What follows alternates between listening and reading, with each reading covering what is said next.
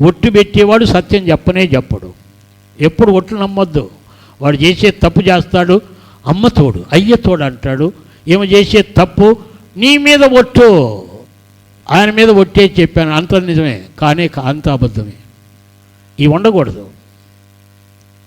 భార్యాభర్తలు ఎప్పుడైతే మనస్సు ఇప్పి మాట్లాడుకుంటారో అప్పుడు భేదాలు ఉండవు, రహస్యాలంటూ ఉండవు, ఒకరి మీద ఒకరికి అనుమానాలు ఉండవు, ఒకరి మీద ఒకరికి మనస్మర్థలు ఉండవు, ఇవేమీ ఉండవు.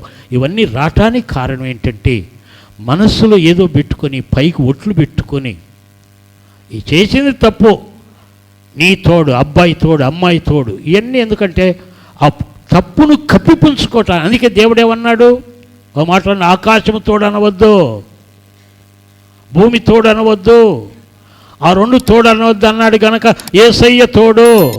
అది కూడా అంటావా? ఇది మనం నేర్చుకున్నాం. ఆకాశం తోడొద్దన్నాడు దేవుడు, భూమి తోడొద్దన్నాడు. అందుకే యేసయ్య తోడంటే పోయిందంతా.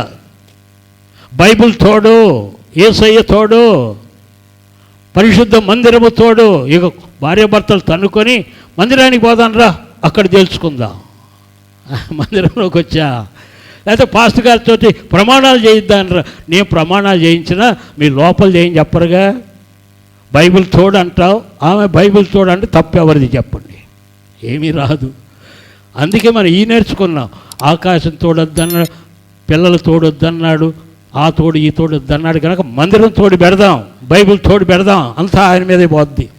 పనిష్మెంట్ ఇంకా ఎక్కువ వస్తుంది, జాగ్రత్త. అవి వద్దమ్మా, ఎవరి తోడు వద్దు. అందుకే దేవుడు ఏమన్నాడు, మీ మాట అవునంటే అవును, కాదంటే కాదు, అంతకు మించింది సైతాను వలన పుట్టింది అని చెప్పాడు దేవుడు. తెలిసి చెప్పాడు, అంతకు మించింది అంతా సైతాను కల్పితం. బైబిల్ తోడంటాం, మందిరం తోడంటాం, పాస్టర్ గారు తోడంటాం, ఆ తోడంటాం, ఈ తోడంటాం, అంతా పాపం.